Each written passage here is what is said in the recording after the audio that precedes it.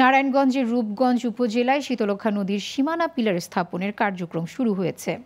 উপজেলার দাউদপুর ইউনিয়নে কলিঙ্গা গ্রাম এলাকায় বৃহস্পতিবার সকাল থেকে বিকেল 5:30 পর্যন্ত শীতলক্ষ্যার সীমানা পিলার স্থাপন কার্যক্রম চলে। এ সময় শীতলক্ষ্যা নদী দখল করে রাখা বেশ কিছু অবৈধ স্থাপনা উচ্ছেদ করে বিআইডব্লিউটিএ কর্তৃপক্ষ। উচ্ছেদ অভিযানে নেতৃত্ব দেন ঘোড়াশাল নদী বন্দরের উপপরিচালক মোহাম্মদ নূর হোসেন।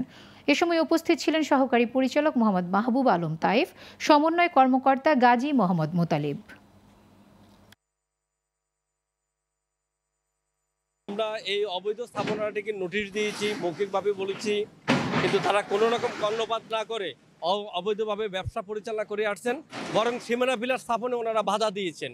কিন্তু সেই জন্যই আজকে বিজ্ঞ ম্যাজিস্ট্রেট মহোদয়ের নেতৃত্বে যে উচ্ছেদ অভিযানটি পরিচালিত হচ্ছে।